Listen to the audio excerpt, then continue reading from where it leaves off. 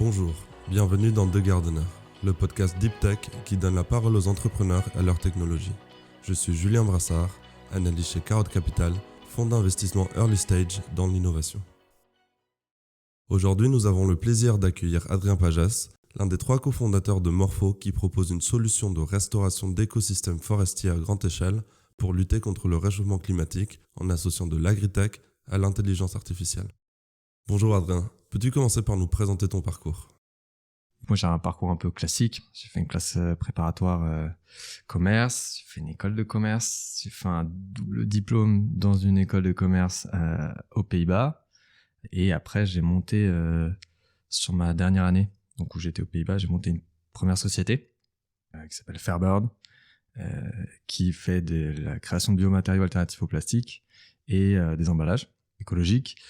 Et après, donc c'est une boîte qui a bien fonctionné. Et puis là, maintenant, j'ai monté depuis 1 an et demi avec mes 2 associés cofondateurs, Morpho, avec du coup une idée un petit peu nouvelle. Et l'objectif, c'est effectivement, comme tu l'as dit, c'est de faire de la restauration d'écosystèmes forestiers à grande échelle et de l'analyse forestière dans une optique de lutte contre le dérèglement climatique, bien entendu, mais aussi d'impact social et de restauration de la biodiversité. Tu as donc un parcours académique qui est plutôt commercial et une première expérience entrepreneuriale avec un impact écologique. D'où est venu ce shift vers Morpho ?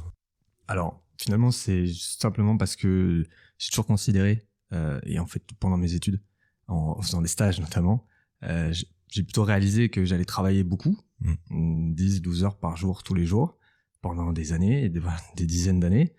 Et que finalement, si je faisais pas quelque chose qui avait du sens à mes yeux, et donc qui avait un impact positif, alors un impact social, un impact écologique, environnemental, enfin ça pouvait être assez large, ça aurait pas beaucoup de sens et ça fonctionnerait pas. Et du coup, je me suis vite lancé en me disant, le meilleur moyen de trouver le job de tes rêves, c'est de le créer. C'est un peu bête, mais c'est quand même un peu vrai. Et donc voilà. Et du coup, maintenant Morpho, quoi. Et du coup, quels sont les enjeux que vous servez chez Morpho ? Chez Morpho, en fait, le problème de base qu'on traite, c'est qu'on a une dégradation des écosystèmes forestiers, et puis des écosystèmes non forestiers aussi, de partout dans le monde, qui est due à des facteurs multiples. Donc d'un côté, on a l'urbanisation, on a l'agriculture, on a aussi du coup la sylviculture, mais on a aussi maintenant tous les problèmes dus au dérèglement climatique, désertification, incendies géants. Enfin voilà, je pense que vous les voyez à la télé, donc je vais pas non plus trop insister dessus, tout le monde est au courant. Et le problème, c'est que c'est un petit peu un cercle vicieux et que on a des écosystèmes qui se dégradent de plus en plus et on n'a pas de solution pour finalement les restaurer. On n'a pas de solution parce que restaurer des écosystèmes, aujourd'hui, ça demande énormément d'argent. On n'a pas d'outils techniques adaptés pour le faire. Et notamment parce qu'on va pas restaurer des écosystèmes dans l'arrière-cour de son immeuble, mais on va vraiment dans des zones qui sont un peu plus complexes, un petit peu plus difficiles, avec des enjeux de sécurité, d'accessibilité, qui sont plus techniques, on va dire. Et l'autre aspect, c'est que pour restaurer un écosystème, c'est pareil, c'est pas planter simplement quelques arbres. Restaurer un écosystème, c'est d'abord le comprendre. Et un écosystème, c'est une multitude de plantes. Et quand je dis plantes, c'est-à-dire que c'est des arbres, des arbustes, des buissons, des herbes, des graminées. Mais aussi, c'est le sol, toute la microbiologie du sol. Et c'est aussi tous les animaux, insectes, et en fait tous les organismes vivants qui peuvent exister. Quand on restaure un écosystème, d'abord il faut le comprendre, puis après il faut avoir les outils pour réussir à le restaurer, alors que c'est vraiment complexe. Et en fait, en partant de ça, en se rendant compte de ça, on s'est dit là, il faut qu'on fasse quelque chose, il faut qu'on développe une technologie, un savoir-faire qui permette de résoudre ce problème, parce que sinon, dans 30 ans, on n'aura pas forcément grand-chose, et même si on a beaucoup d'argent, ça suffira pas forcément. Et aujourd'hui, les axes forts sur lesquels on se positionne, c'est d'apporter une solution technique qui permette de faire de la restauration à grande échelle. Et j'insiste sur la grande échelle, parce que pour avoir un impact, il faut restaurer des centaines de milliers d'hectares. Des centaines de milliers d'hectares, c'est énorme, c'est des pays entiers. Donc il faut des outils adaptés. Il faut après être capable de comprendre et de connaître ces écosystèmes.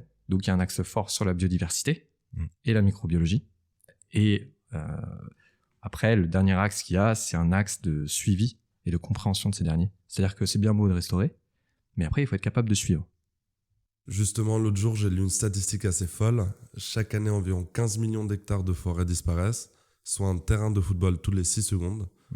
Est-ce que tu pourrais nous en dire plus sur les méthodes que vous avez mises en place pour accélérer et augmenter votre taux de réussite ? Alors effectivement, dans le début de ta question, tu as parlé de déforestation. Ça, c'est effectivement un sujet qui est primordial. Les premiers arbres, la première phase de reforestation, en fait, c'est d'abord les arbres qu'on coupe pas. Donc, c'est d'abord ça qu'il faut privilégier. Et après, effectivement, il y a la phase de restauration, qui est extrêmement importante. Alors, comment on fait ? Aujourd'hui, il y a 2 méthodes dans le monde qui permettent de faire de la restauration. C'est d'un côté le semi-direct. Donc, en gros, on prend des graines et on les lance. Voilà.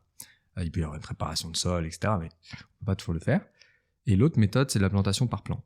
Donc, la plantation par plan, c'est ce que vous voyez, en fait, généralement dans toutes les vidéos commerciales ou non commerciales sur ces sujets, ce que font la plupart des ONG, et ce qui est très bien, c'est de la création de pépinières. On fait pousser des arbres pendant quelques mois, et puis après, ces arbres, on vient les transplanter dans des zones qui ont été sélectionnées.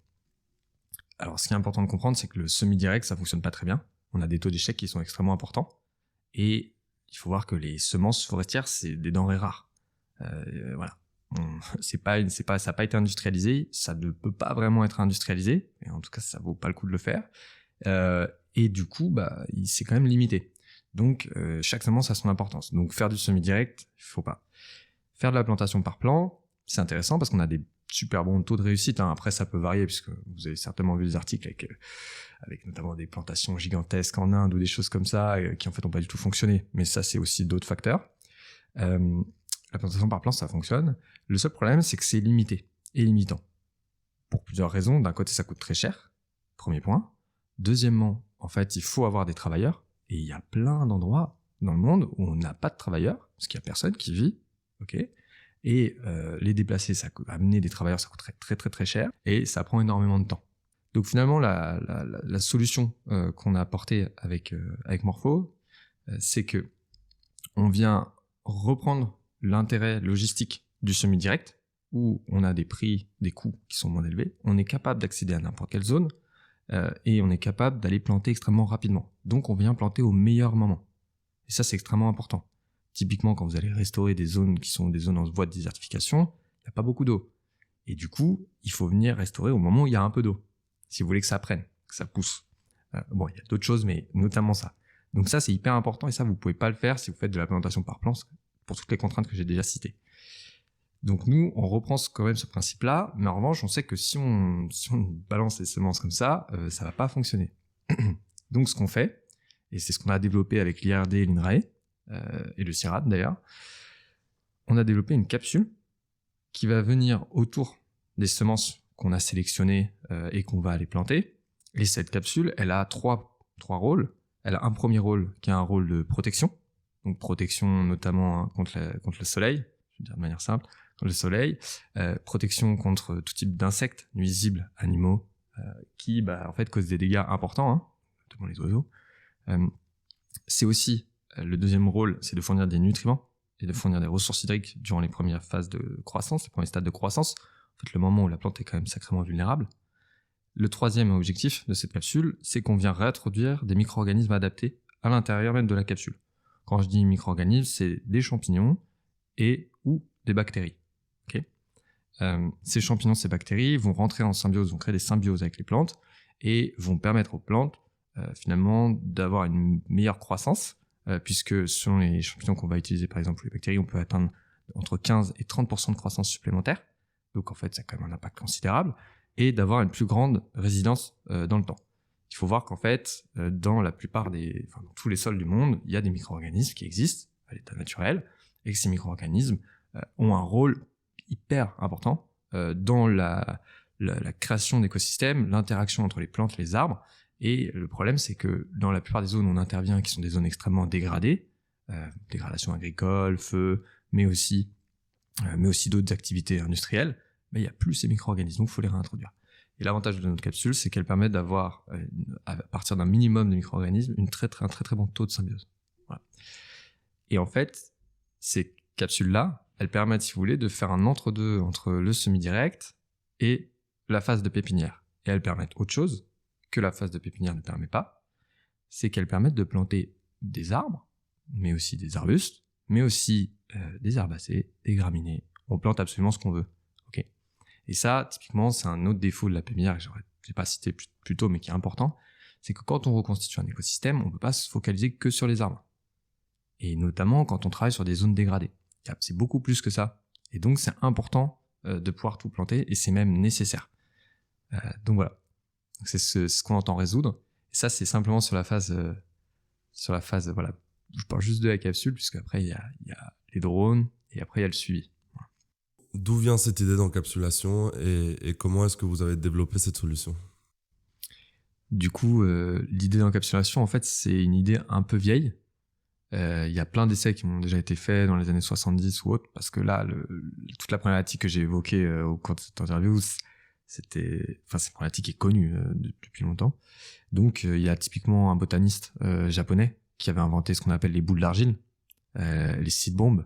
Je pense que vous avez déjà tous peut-être balancé ça dans des jardins publics pour refleurir la ville ou des choses comme ça, qui sont des très bonnes initiatives par ailleurs. Et il y a des essais même de plantation qui ont été faits aux États-Unis, mais aussi en Asie du Sud-Est, où on larguait des tonnes et des tonnes de seed bombs à partir d'avions ou d'hélicoptères. Le problème de ces essais, c'est que il y avait, à mon sens, pas assez. Bon, déjà, il n'y avait pas de drone à l'époque, hein, donc ceci dit, pas de chance pour eux. Le deuxième point, c'est que les gens se concentraient pas suffisamment sur ce qu'ils plantaient et où ils plantaient et ce qu'ils mettaient dans la capsule. Parce qu'en fait, il n'y a que l'argile. Et pour vous dire, en fait, on part d'une connaissance de base, d'essais de base, hein, bien sûr. Comme d'ailleurs comme la plupart des inventions, je pense. Et comment on est arrivé à créer la boîte, c'est qu'on avait cette idée, nous on comprenait bien le besoin tous les trois. On a eu cette idée justement à partir et on a vu les problématiques, et on est allé voir des chercheurs. Parce qu'on s'est dit, nous trois, très bien, on a des idées, mais en fait, qu'est-ce que ça vaut? Voilà. Qu'est-ce que ça vaut? Et du coup, on est allé voir, on a discuté avec pas mal de chercheurs, et après, on est tombé sur un laboratoire, donc un laboratoire, laboratoire mixte, hein, IRD, CIRAD et INRAE, et on a proposé, et en fait, c'est un laboratoire qui est spécialisé dans les symbioses tropicales et méditerranéennes, donc il n'y a pas de secret, hein, et en écoutant ce qu'on disait, en fait, ça a tout de suite séduit. L'IRD nous a fait confiance et a fait une collaboration de recherche avec nous, et en fait, à partir de ce moment-là, on s'est dit, si on a les spécialistes qui nous font confiance, qui voient l'intérêt, et qui se disent que ça vaut le coup, on y va, et on y va à fond. Et après, on a eu des spécialistes de la restauration d'écosystèmes tropicaux au Brésil, je vous parle, on a 2 collaborations, et là, maintenant, on commence à avoir, maintenant, on a plus de backup, de connaissances, donc maintenant, c'est parti, mais à la base, c'est ça, en fait, c'est la confiance. Et du coup, je pense que c'est important de dire que la coopération public-privé, c'est essentiel, c'est important, et il faut la valoriser.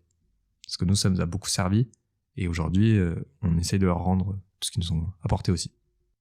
Pour revenir un peu plus sur l'analyse des différents écosystèmes, votre solution incorpore également l'utilisation de l'intelligence artificielle. Est-ce que tu peux nous en dire plus sur ce que vous collectez?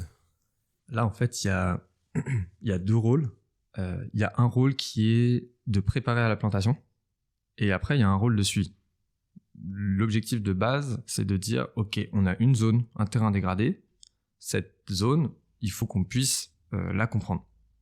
Donc quand on dit la comprendre, ça veut dire qu'on va analyser la topographie, on va analyser l'hydrographie, on va analyser la biomasse existante, les différents types de végétation déjà existantes, la biodiversité en combinant avec du coup des analyses terrain et des analyses plus théoriques. Et en fait, du coup, on sait exactement sur des surfaces extrêmement importantes à partir de données qu'on collecte, quel est le terrain existant, quelle est la végétation existante, et du coup, qu'est-ce qu'on doit planter. On combine ces données avec un catalogue interne. Donc, c'est un catalogue d'essences qui ont été sélectionnées, qui ont été analysées. On a un laboratoire, on leur fait passer une multitude de tests que je pourrais détailler. Et après, on va réaliser des mix d'essences précis selon les différentes zones où on se trouve. L'idée, c'est finalement de savoir quoi planter, où le planter, et avec quelle autre essence le planter pour avoir une plantation qui soit optimale sur le court, moyen et long terme. Donc ça va quand même assez loin, hein. Et voilà. Donc ça, c'est cette première phase, d'accord? Et si vous voulez, l'importance des données neurones, de l'IA là-dedans, c'est que ce genre d'analyse, on peut le faire, un humain peut la faire sur quelques hectares, mais quand vous avez besoin d'aller restaurer 10 000 hectares, vous n'allez pas y arriver. Donc en fait, il faut absolument avoir des outils qui permettent le passage à l'échelle, et c'est vraiment tout l'enjeu. L'autre aspect, c'est qu'on gagne énormément de temps, ça vous en doutez, et l'autre aspect, c'est qu'en fait, on gagne en transparence. Toutes les analyses que nous on réalise, c'est des analyses qui sont fournies à l'ensemble de nos clients dans un but de transparence. vous savez exactement ce qu'on vous raconte, vous savez pourquoi on vous raconte ça, et vous comprenez la logique derrière. Ok ? Et ça permet aussi de faire un peu de sensibilisation, d'ailleurs, par la même occasion. Une fois qu'on a planté, à partir de ça, on arrive sur la deuxième phase qui est la phase de suivi. Et ça, c'est extrêmement important parce que la phase de pré-analyse, elle va vous prendre, nous, elle nous prend ça dépend de la taille, mais du coup, de quelques jours, on va dire. Après, vous avez la phase de plantation, toujours quelques jours, parce que du coup, je l'ai pas dit, hein, on fait au minimum 20 hectares par jour par drone, donc ça va extrêmement vite. Et après, il y a le suivi. Alors là, le suivi, c'est 20 ans, 30 ans, 40 ans, 50 ans, donc là, vous n'êtes plus sur la même échelle de temps. Et donc là, il faut mettre en place des outils qui permettent de le faire. Alors là, on utilise deux types de données. On utilise de la donnée satellite, de la donnée drone. Et là, on vient suivre 3 indicateurs. Je vous donne les indicateurs généraux. Je ne vais pas rentrer dans les détails de chacun, parce que sinon... Mais là, on vient suivre les niveaux de biomasse. Hein, donc, grosso modo, est-ce que ça pousse ? Comment ça pousse ? Après, on vient analyser la biodiversité. Donc, en gros, dans le pool qu'on a planté, qu'est-ce qui fonctionne correctement ? Qu'est-ce qui vient s'ajouter ? Est-ce qu'on a des problèmes avec des essences exotiques invasives, par exemple ? Parce que ça, c'est un très très gros problème, très grosse menace sur la biodiversité. Et le dernier point qu'on vient analyser, mais qui est un petit peu en fait la conséquence logique, la suite logique des deux premiers, c'est les niveaux de stock de carbone. Okay. On est quand même dans une optique de lutte contre le dérèglement climatique et du coup de préservation, de sauvegarde, restauration de la biodiversité. Donc, on va jusqu'au bout de la logique, sur du très long terme. Et du coup, pourquoi avoir couplé votre technologie avec l'utilisation d'un drone, d'une part sur la phase de plantation et de l'autre sur la phase de suivi ? Sur la phase de plantation, donc je vous disais, en fait, le drone pour nous, on n'est pas une boîte de drone, pas du tout. Donc ça, quand même, je tiens à préciser, nous on est une boîte agritech, okay, et après on est une boîte d'analyse. Et ça, c'est vraiment notre cœur de métier. C'est vraiment là-dessus qu'on se développe. Le drone, pour nous, c'est un vecteur de passage à l'échelle. C'est un vecteur de croissance. C'est un formidable outil, en fait. Donc, on utilise des drones pour la plantation et des drones pour le suivi. Donc, pour la plantation, l'objectif, l'intérêt du drone, c'est qu'on est capable d'aller n'importe où avec une logistique ultra simple, ultra souple, de planter de manière ultra précise. Parce qu'en fait, je vous disais, l'idée, c'est de savoir exactement ce que tu dois planter à quel endroit, avec quelle combinaison. Mais il faut quand même avoir un outil qui te permette de faire ça, au-delà de la connaissance que tu es capable de développer. Le drone le permet.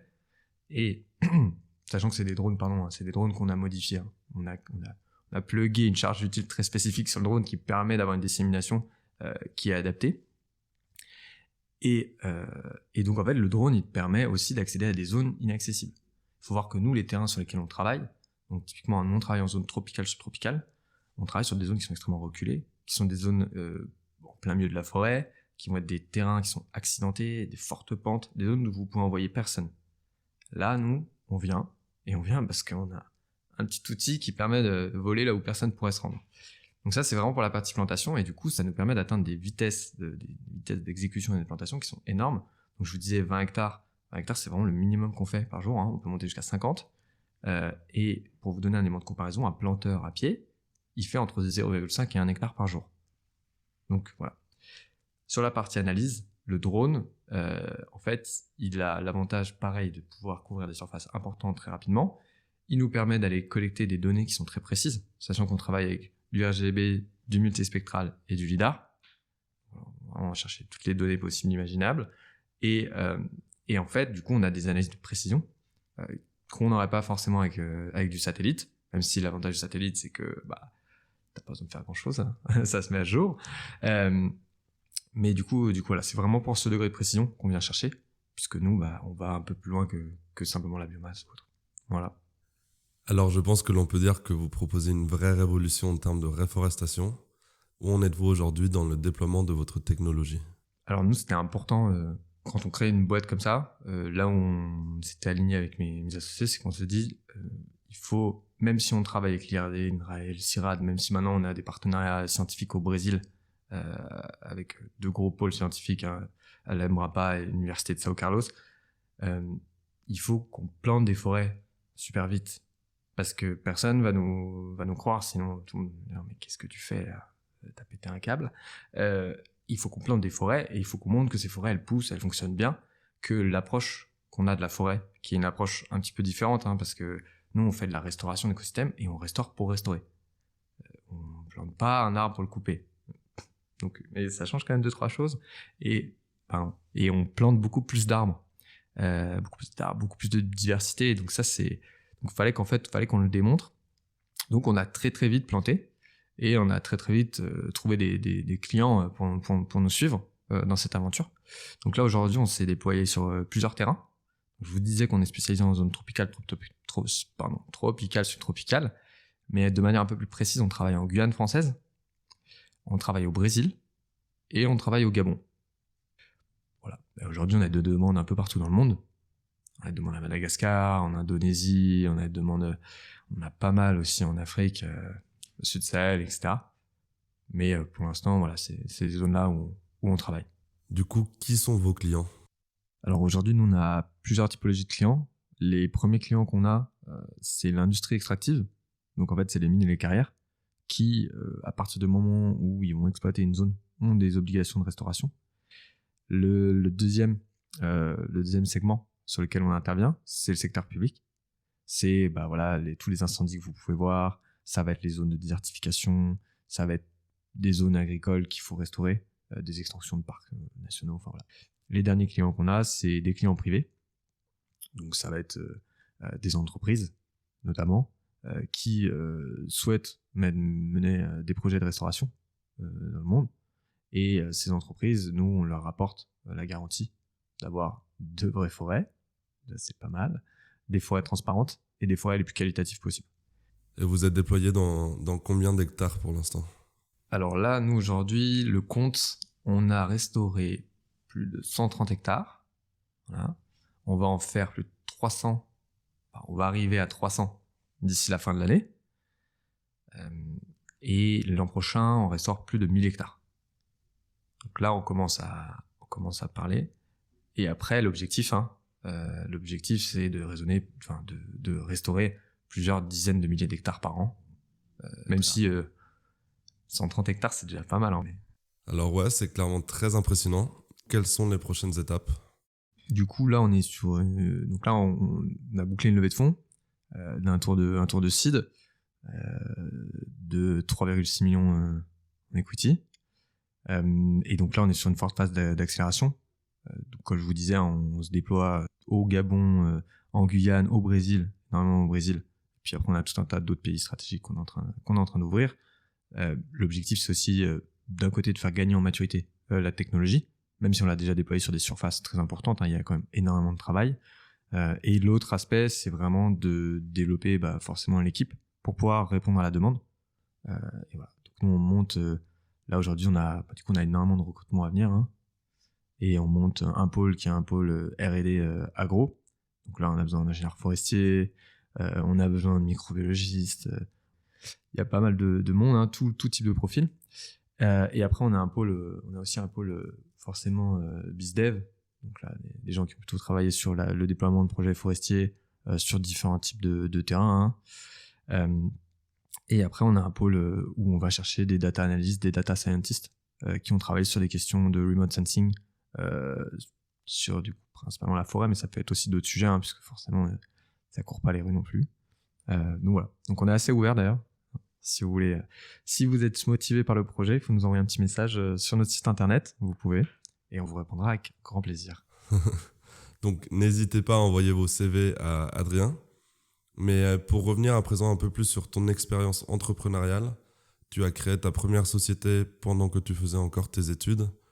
Comment est-ce que cette perception de l'entrepreneuriat a évolué avec Morpho ?